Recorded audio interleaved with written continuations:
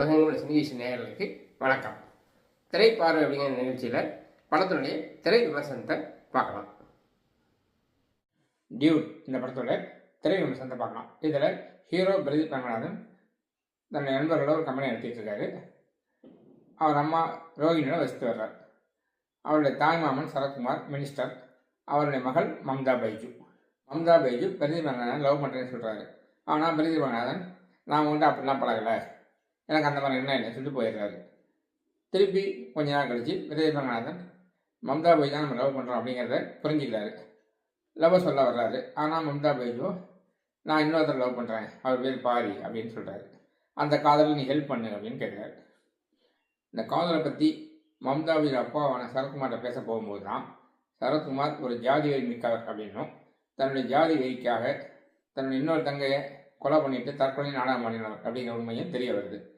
அதனால் அவர் சொல்லாமல் மறைக்கிறாங்க மம்தாவும் பிரதீப்பும். சரத்குமாரை வற்புறுத்தினால பிரதீப்பும் மம்தாவும் கல்யாணத்துக்கு ஒத்துக்கிறாங்க. கல்யாணம் ஏற்பாடு நடக்கும்போதே மம்தா பைஜுவை அவருடைய காதலர் பாரியோட வெளிநாட்டுக்கு அனுப்பினான்னு திட்டம் போடுற பிரதீப் ரங்கநாதன். ஆனால் பாரிக்கிட்ட பாஸ்போர்ட் இல்லை. இந்த சந்தர்ப்பத்தில் எப்படி கல்யாணத்தை நிறுத்தம் தெரியாமல் தடுமாறும் போது பாரி ஒரு ஐடியா சொல்கிறார். மம்தா பைஜு நீங்கள் ஃபேக்காக கல்யாணம் பண்ணிக்கோங்க, கொஞ்ச நாள் கழித்து சந்தர்ப்பம் பார்த்து நாங்கள் வெளிநாடு ஓடி போயிடுறோம் அப்படின்னு சொல்கிறார். ஆரம்பத்தில் இதுக்கு ஒத்துக்காத பிரதீப் ரங்கநாதன் மம்தா பைஜு உயிரை காப்பாற்றுறதுக்காக இதுக்கு ஒத்துக்கிறார்.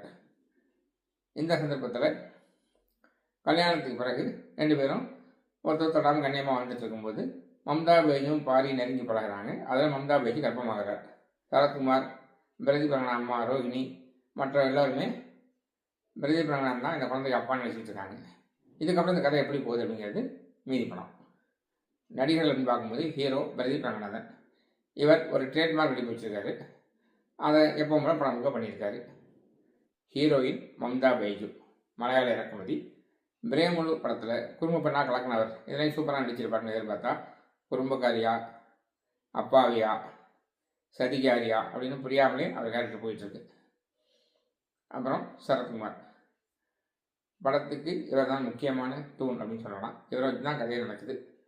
ஒரு சமயம் கோமாளி மாதிரி இருக்கார், இன்னொரு சமயம் நம்ம சீரியஸாக வில்லனாக இருக்கார். ரெண்டும் கலந்த கலவையாக இவர் கேரக்டர் போகுது.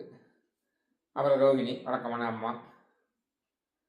ராமச்சந்திர ராஜு இவர் பெருசாக எதிர்பார்த்தா ஒன்றுமே பண்ணாமல் போகிறது ஏமாற்றம். ஹிந்து ஹாரூன், வினோதினி போன்றவர்கள் இருக்காங்க. இந்த படத்துக்கு இசை சாய் அபயங்கர். சமீபத்தில் நிறைய பெரிய படங்களுக்கெல்லாம் ஒப்பந்தமாகிறாரு, பெருசாக கலக்க போகிறார் அப்படின்னு இவரை பற்றி நியூஸ் வந்தது. பாடல்கள், பின்னணி இசை ரெண்டுமே எதுவும் சொல்லிக்கிற மாதிரி இல்லை. டைரக்ஷன் கீர்த்தி வாசன், அறிமுக இயக்குனர். அறிமுக படத்திலே ஒரு சத்தியாலிஸ்ட் பண்ணுவோம் அப்படின்னு நினச்சி ஒரு அளவு எல்லாத்தையும் தாண்டி கண்ணா பின்னான்னு தரங்கட்டத்தனமாக இந்த படத்தை எடுத்திருக்காரு அப்படின்னு சொல்லணும். கலாச்சாரம், பண்பாடு, வரமுறை எதுவும் இல்லாமல் தான் காதலித்த பெண்ணை இன்னொருத்தர் கல்யாணம் பண்ணிக்கிறதும், அதுக்கப்புறம் அந்த பொண்ணிட்டே குடும்பம் நடத்துறதும், தனக்கு பிறந்த பிள்ளை இன்னொருத்தர் அப்பான்னு சொல்கிறதும், அதுக்கு ஹீரோவும் ஒத்துக்கிறதும் என்ன விதமான ஒரு வரமுறைன்னு தெரியல. இதையெல்லாம் தாண்டி இப்படி எடுத்தால் தான் 2K கிட்ஸ் இளைஞர்கள் இதை ரசிப்பாங்க அப்படின்னு சொல்கிறது மூலமாக இந்த இளைஞர்கள் எல்லோரும் மானம் கெட்டவர்கள், எந்த விதமான கீழ்த்தரமான செயலை செய்ய தயங்காதவர்கள், தராதரம் இல்லாதவர்கள் அப்படின்னு சொல்லியிருக்கார் இயக்குனர். அதை இளைஞரை கைத்தட்டி ரசித்து வரவேற்கிறாங்க அப்படிங்கிறது வேறு விஷயம். ஆனால் நாம் என்ன சொல்கிறோம் அப்படிங்கிறத புரிஞ்சுக்கணும். இதெல்லாம் தப்பு அப்படின்னு சொன்னால் இவர் பழமைவாடி பூமர் அப்படிங்க வேண்டியது. பட்டிக்காடாப்பட்டினம் மாவட்டத்தில் ஒரு டைலாக் வரும். 5 வயசில் போட்ட சட்டையை 20 வயசில் போட்ட முடியுமா, காலத்துக்கு ஏற்ற மாதிரி மாறணும் அப்படின்னு சொல்லுவாங்க. அப்போ சிவாஜி சார் சொல்லுவார், 5 வயசு போட்ட சட்டை 20 வயசு போட முடியாது, ஆனால் 5 அம்மா அம்மான்னு கூப்பிட்றோம், 20 வயசுலேயும் அம்மான்னு தான் கூப்பிட்றோம், சில விஷயம் காலத்தால் மாறாது அப்படின்னு சொல்லுவார். அது மாதிரி விஷயங்கள் தான் இது. அந்த காதலியை ஹீரோவுக்கு ஃபேக்காக கல்யாணம் பண்ணாலும் அதுக்கப்புறம் ஹீரோயின் மனம் மாதிரி அந்த ஹீரோவோட சேர்கிற மாதிரி காமிச்சிருந்தா உண்மையாக நல்ல படமாக இருந்திருக்கும். ஆனால் அதெல்லாம் பழசை மாற்றுறேன் அப்படின்னு சொல்லி ரொம்பவும் தரங்கட்டத்தனமாக இப்படி படத்தை எடுத்திருக்கார். இதுக்கு இந்த ஹீரோ ஒத்துக்கிட்டு இருக்கார் அப்படிங்கிறது தான் ஆச்சரியமான விஷயம். ஏன்னா இதே ஹீரோவை தன்னுடைய இயக்கி ஹீரோ நடித்த லவ் டுடே படத்தில் இதெல்லாம் தப்பு, கரெக்டாக பண்ணணும் அப்படின்னு சொன்னவர் தான். இப்போ எப்படி இதை ஒத்துக்கிறாருன்னு தெரியல. ஃபேக் கல்யாணம், ஃப்ராங்கு அப்படின்னு சில வசனங்கள்லாம் சொல்லி வச்சுருக்காங்க. ஹீரோ நண்பர்னு ஒருத்தர் வர்றாரு. இந்த உண்மையாக தெரியும் போது அதை யார்கிட்ட சொல்லியிருக்கணும். ஆனால் அப்படி சொல்லாமல் ஹீரோவை சப்போர்ட் பண்ணுறாரு. ஹீரோ நல்லது பண்ணால் சப்போர்ட் பண்ணலாம். ஹீரோ நல்லது பண்ணுறா கெட்டது பண்ணுறாருன்னு தெரியாத ஒரு நண்பர். இதுபோக பிரதீப் வெங்கடாதன் அறிமுக காட்சியிலேயே அவர் காதலித்த பெண் வேறொருத்தர் கல்யாணம் பண்ணிக்கிறார். இவர் கல்யாண மண்டபத்தை போய் கலாட்டா பண்ணி அந்த பொண்ணோட தாலியை மனமடியில் அறுக்கிறாரு. திரும்ப கட்ட போகிறாரு. அப்புறம் அந்த கணவன்கிட்ட கொடுத்து நீயே கட்டிக்க அப்படிங்கிறாரு.